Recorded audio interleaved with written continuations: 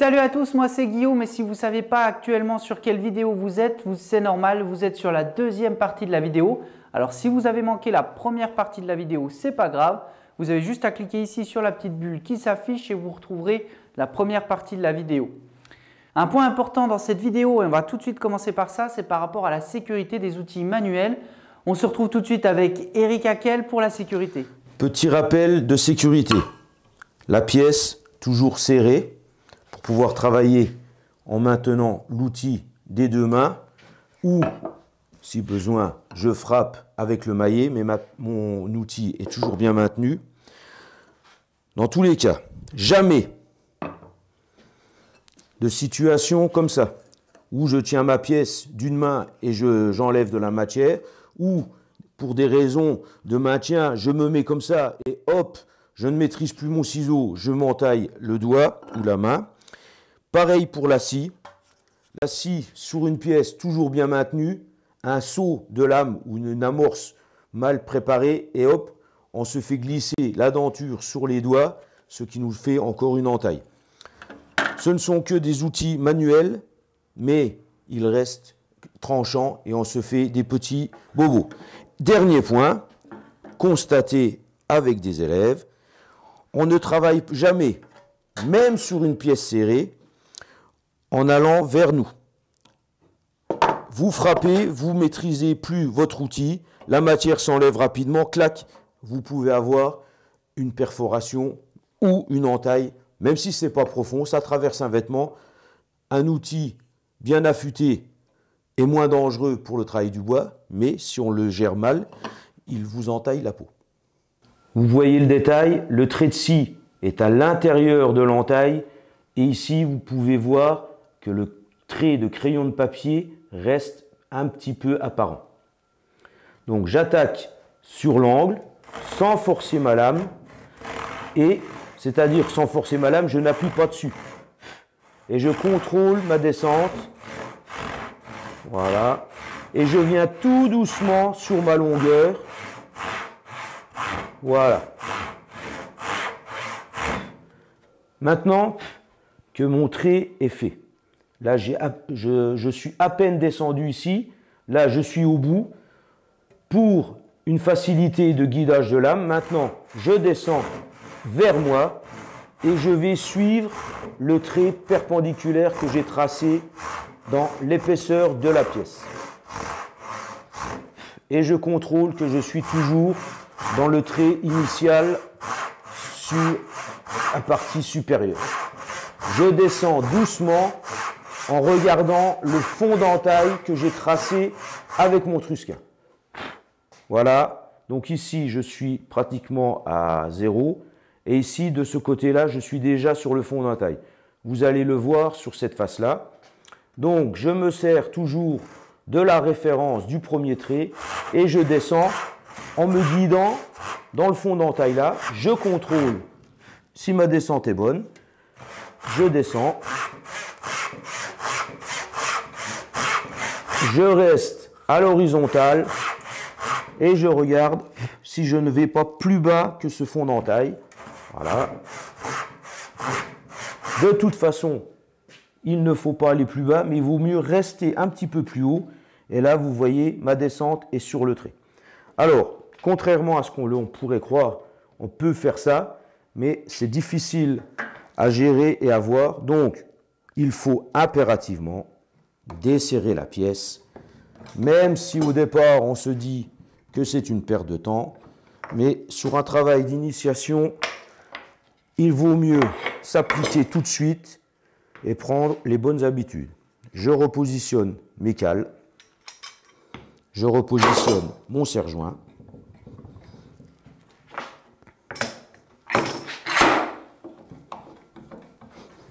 Et là, je suis de nouveau avec mon pouce sur l'extérieur du trait.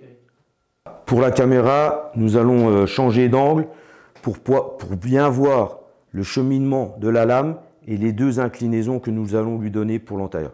Donc je reviens, je positionne mon doigt sur le trait.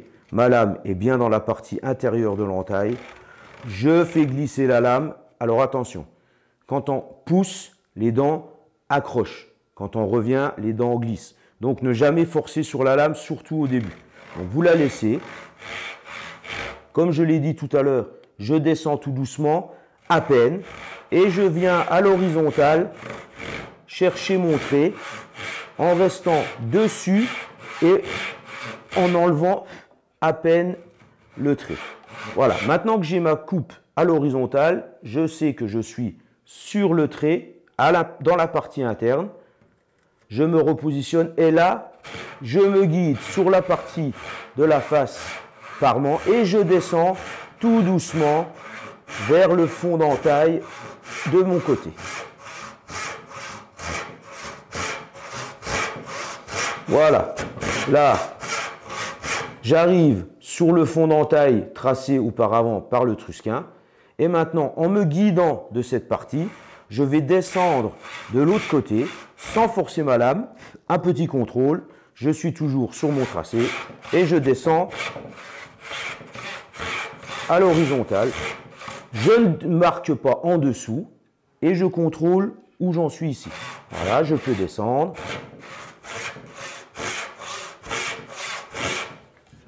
Je contrôle encore. Et comme je l'ai dit précédemment, même si je suis un peu au-dessus, je rattraperai au ciseau ultérieurement en faisant mon entaillage. Voilà, la partie sciage est terminée. On peut contrôler, je n'ai pas enlevé le trait à l'extérieur, je suis toujours à l'intérieur. Nous allons passer à la partie appelée bûchage, donc avec le ciseau et le maillet. Là, vous avez la planche du ciseau, là, le biseau du ciseau. Il faut que votre arête tranchante soit parfaitement affûtée, qu'il n'y ait pas de morphile ou de cran. Si ça, ce n'est pas bien affûté, vous n'arriverez pas à entailler avec précision. Voilà, nous allons commencer par faire une première pente. Et dans cette partie-là, nous allons appeler cette coupe une coupe en sifflet. Donc le bois, vous avez le bois debout et on descend comme ça doucement. Là, je peux travailler avec le biseau face à moi. Vous prenez votre maillet, ne le prenez pas trop près, ne le prenez pas trop au bout. Sentez que vous l'avez bien en main et le ciseau, on le guide un peu la main sur le manche, un peu la main sur la lame pour avoir une bonne maîtrise et quelque chose qui guide bien. Donc là, je descends et je sais que je m'arrête avant d'entailler dans le trait de scie. Là, je prends des petits copeaux pour vous montrer les différentes étapes. Donc n'insistez pas, ça part. On descend tout doucement, voilà.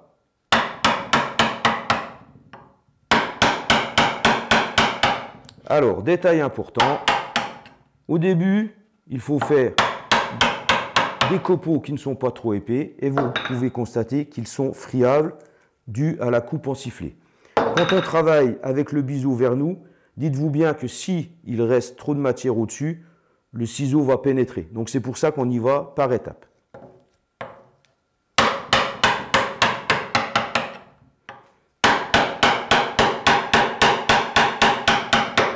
Voilà, et c'est là où il faut faire attention de ne pas descendre au-delà du trait de scie et de la profondeur de l'entaille.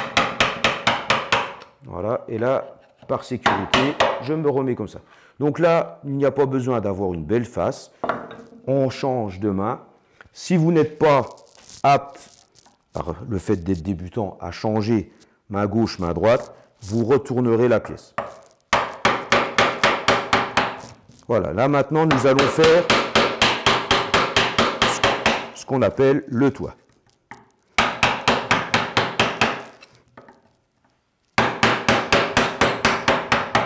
Là, je sens que la partie me résiste un peu, donc je vais retravailler avec le biseau sur la face copeau et la planche. Comme ça, je guide mieux ma pénétration.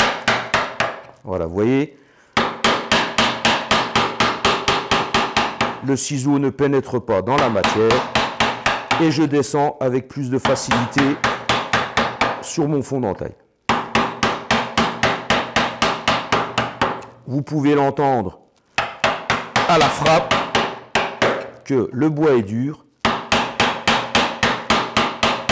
et qu'il faut quand même que je m'emploie un petit peu pour descendre. Donc pour les débutants, une première pièce en sapin de bois de fil sera aussi bien. Voilà, là, je suis pratiquement bon. Voilà, pas besoin d'aller plus profond. Ici, je reprends un petit peu. Ça n'a pas grande importance. Voilà, là, sans faire de détails, sans peaufiner, j'en suis à faire mon petit toit.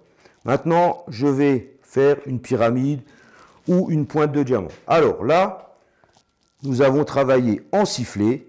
Là, nous allons travailler en travers fil. Donc, vous verrez, les copeaux sont un peu différents. Je me mets sur la partie biseau pour être sûr de ne pas pénétrer et de faire des erreurs d'entaillage. Voilà. Ne cherchez pas à prendre trop de matière. Vous risquez de faire des éclats jusqu'à l'autre face. Donc là, je descends tout doucement sur mon trait.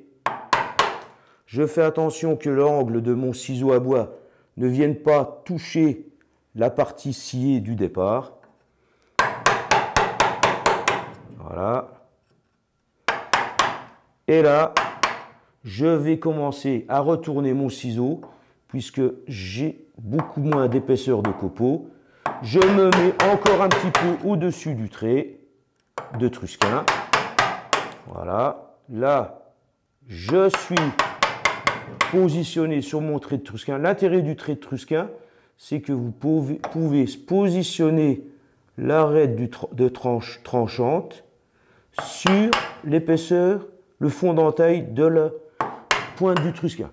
Alors, pour être sûr, quand je vais retourner ma pièce, de ne pas descendre au-delà de mon trait de Trusquin, un petit conseil, je repère mon fond d'entaille avec un trait de crayon.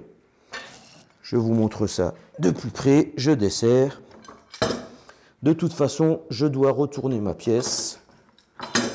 Voilà, donc là, nous voyons le fond du trait de Trusquin, mon trait de crayon de papier pour me donner le repérage de mon fond d'entaille. Je retourne ma pièce, je repositionne mes cales pour ne pas marquer le parement qui doit rester propre.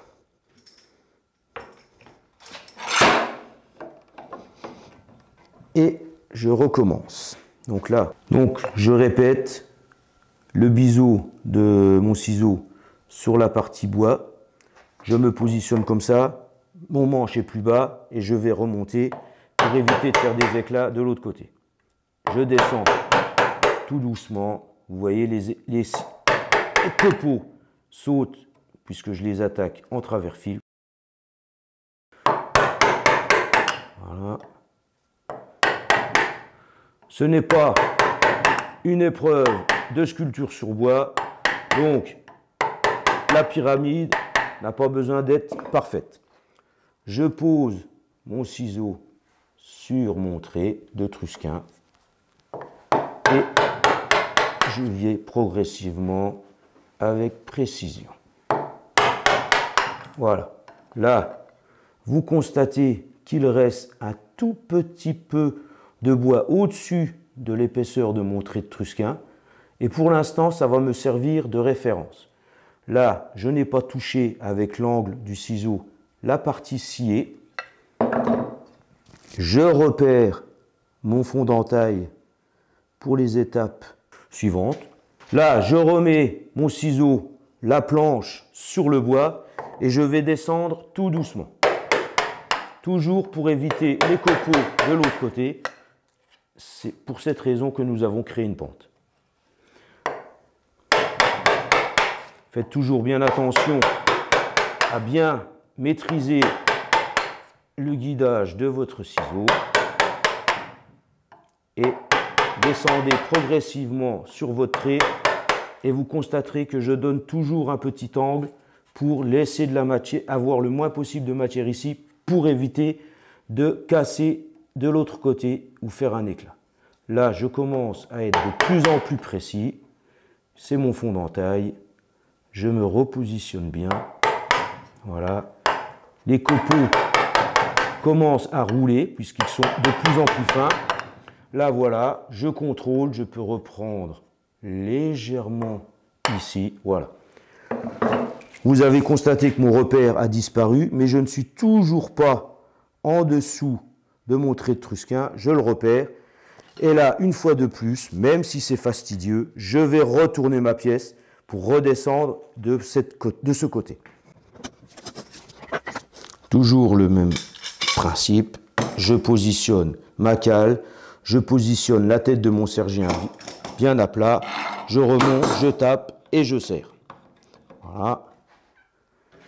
Positionnement de la cale, positionnement de la tête du serre-joint, voilà. Je monte et je claque et je cale. Là, dès maintenant, je peux faire un petit contrôle pour éviter de continuer bêtement. Voilà, ma pièce est ajustée. Tac. Elle rentre, pas besoin d'aller plus loin. Elle rentre, ça veut dire que l'entaille est bien faite. Je la sors sans éclater le bois en surface. Et je reprends mon entaillage. Toujours la planche sur la partie bois. Et je travaille en travers fil. Voilà. Je viens poser sur mon trait de crayon.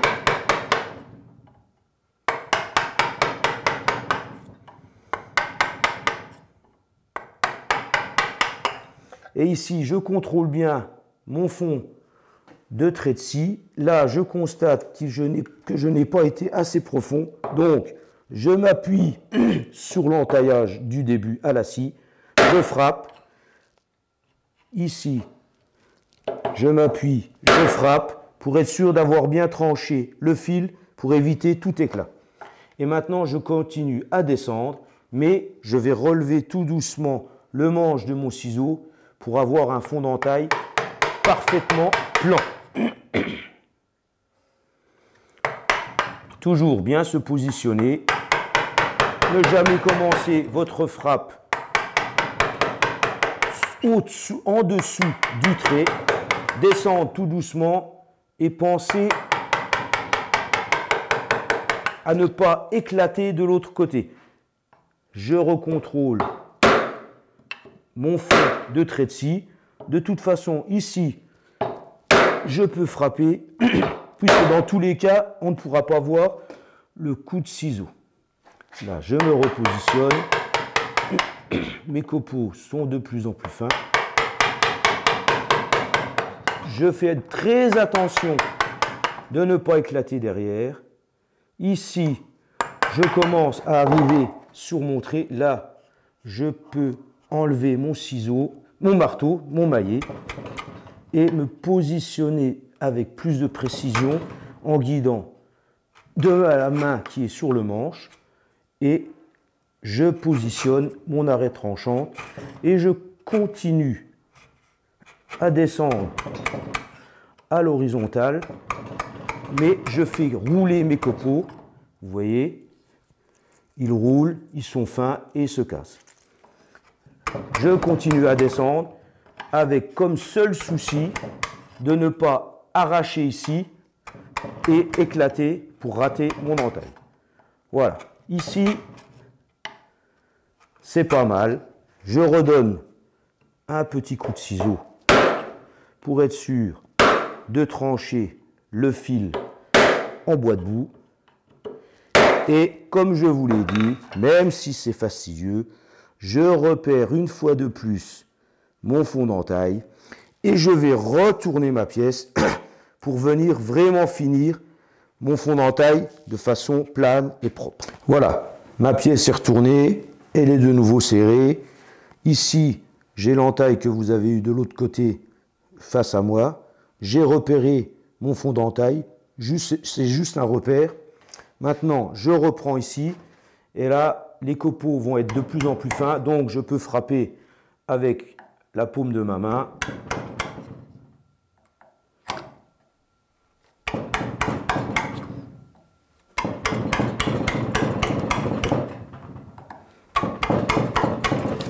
Là, les copeaux roulent et je reviens tout doucement sur mon trait.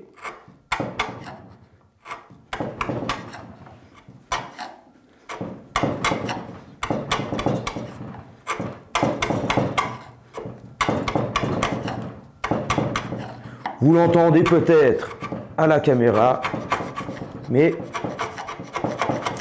le ciseau entaille tout doucement. Voilà. Donc là, on pourrait presque se dire que mon fond d'entaille est propre. Maintenant, je vous montre au contrôle que ce n'est pas encore le cas. Vous voyez, ici, il me reste un peu d'espace sur le trait. Ici, identique. Et ici, là, j'ai un peu...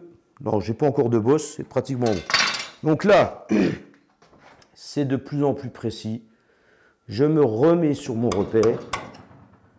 Et là, j'efface à peine le repère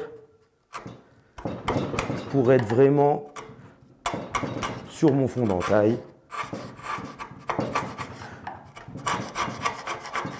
Alors, petite astuce, vous pouvez légèrement creuser votre pièce pour éviter qu'il y ait contact avec l'autre pièce quand on fera la finition.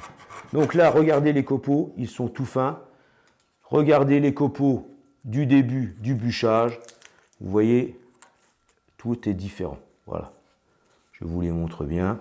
Donc là, si vous ne travaillez qu'avec du petit copeau et que vous maîtrisez bien votre ciseau, vous pouvez rester comme ça sans risque d'éclater sur cette face. Encore un petit contrôle, je vois qu'il me reste quelques bavures ici. Je frappe, mais de façon plus légère. Voilà. Je nettoie. Je contrôle la planéité de mon entaille. Je peux prendre le réglé ou l'équerre. Donc là, vous voyez, mon réglé ne bascule pas. Mon réglé ne bascule pas.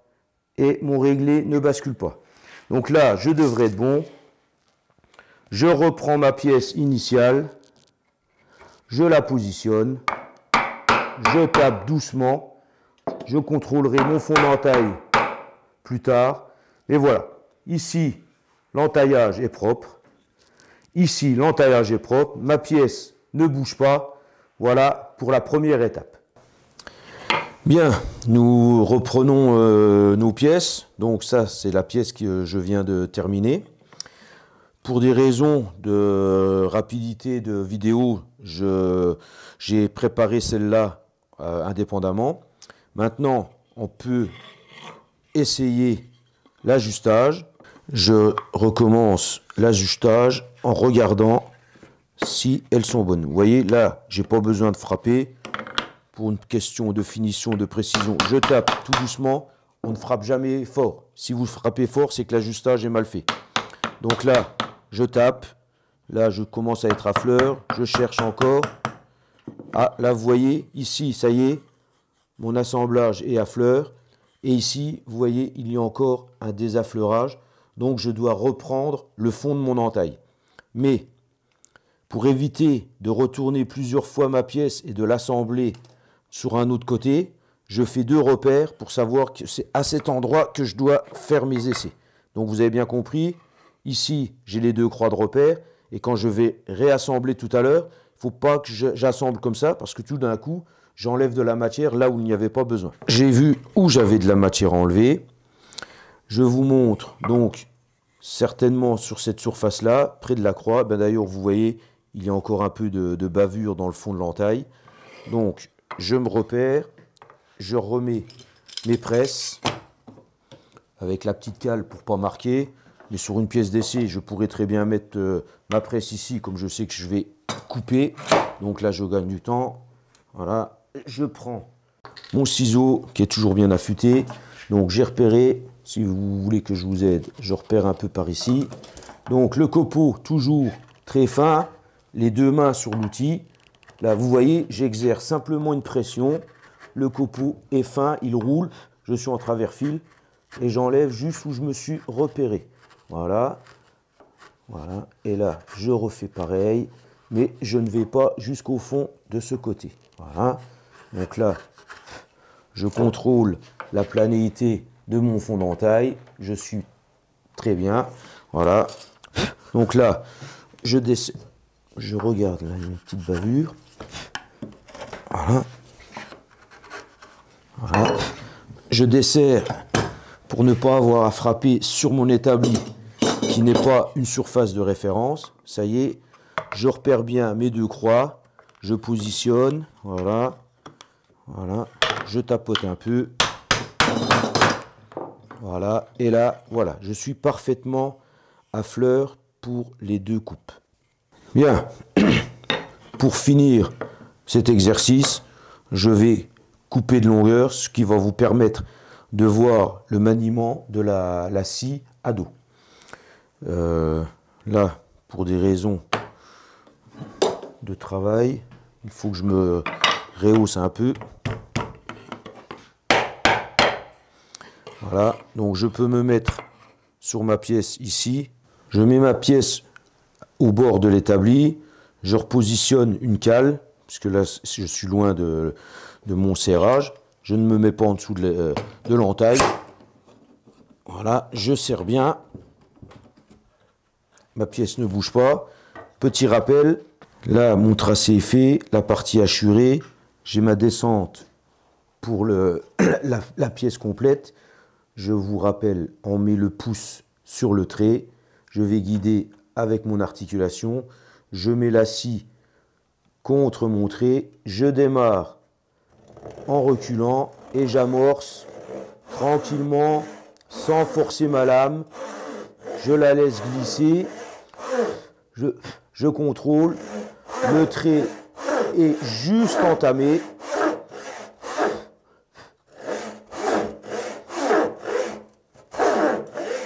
Voilà. Là, j'ai fait ma ligne. Je suis à peine descendu sur le devant. Maintenant, cette partie-là va me servir de repère. Et je vais descendre en regardant de l'autre face. Là, ça bouge un peu. Permettez-moi de remettre un serre-joint. Voilà, je vais le mettre ici.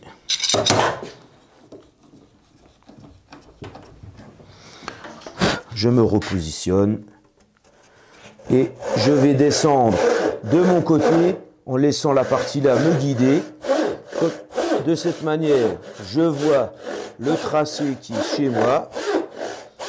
Je laisse glisser ma lame. Je ne la force pas.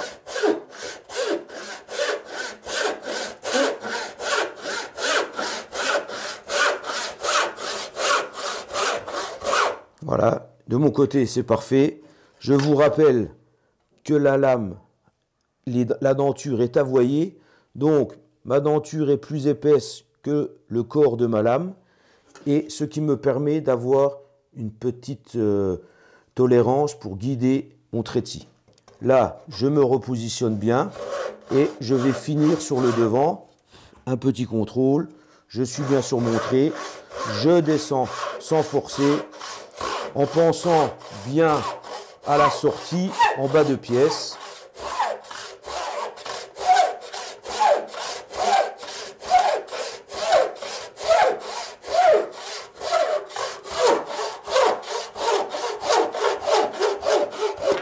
Voilà, avec l'habitude, la dextérité, vous pourrez aller plus vite. Donc là, maintenant, un petit contrôle.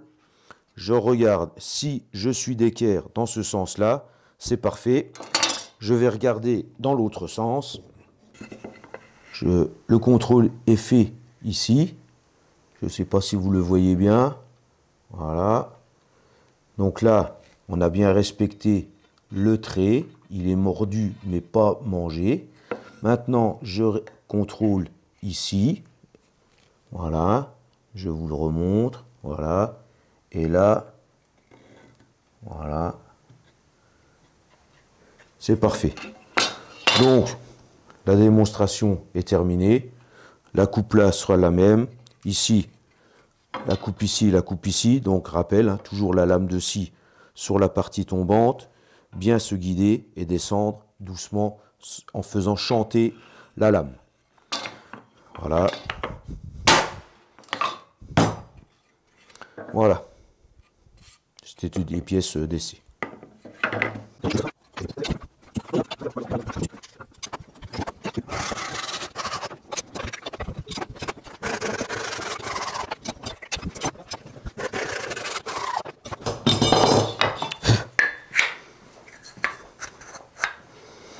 Voilà, mes contrôles sont faits, mes coupes sont faites, je remets avec les deux petites croix de référence.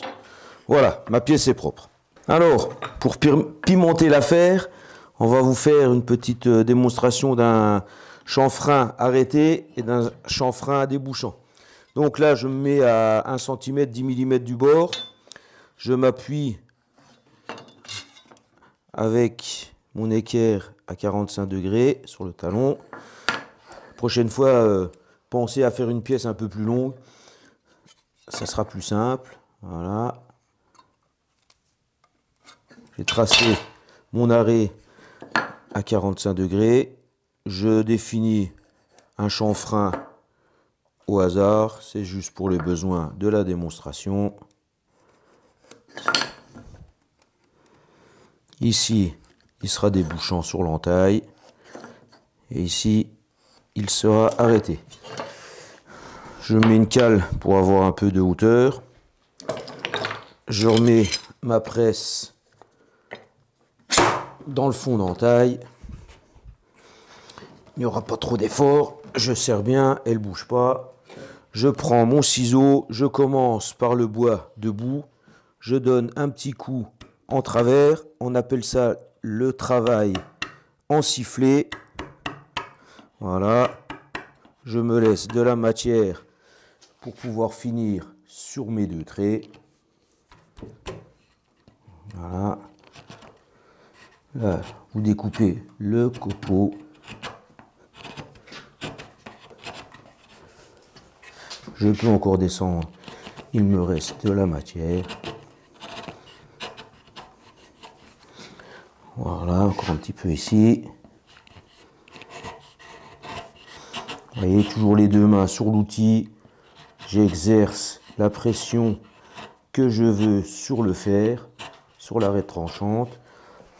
Voilà, ici, on est pas mal. Si vous êtes un peu... Vous arrivez peut-être à travailler des deux mains. Voilà. Ici, je vais frapper, mais je ne frappe pas directement sur le trait. Je me laisse un peu de matière pour venir finir plus tard. Voilà. Là, je dégraisse. Ici, je maîtrise la fin de mon coup de ciseau. Voilà. C'est pour ça que j'ai laissé un petit peu de matière pour me laisser le dernier coup pour la finition. Là, je reviens sur mon chanfrein. C'est là, je sens que je suis en contre-fil, donc je n'insiste pas de ce côté. Je reprends ici. Voilà, pour coucher le fil. Et là, vous voyez le copeau qui se détache correctement, il roule. Voilà, là, je me remets sur le trait. Comme on n'enlève pas beaucoup de matière, c'est pas la peine de frapper ou mailler. Voilà. Voilà.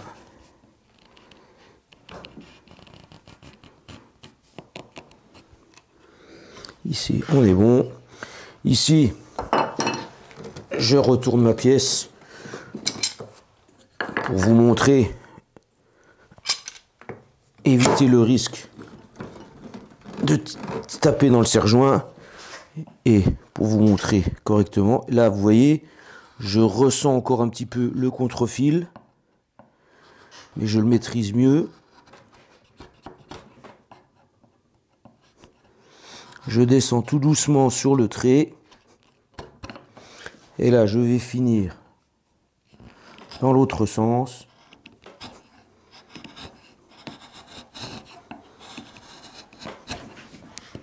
Voilà.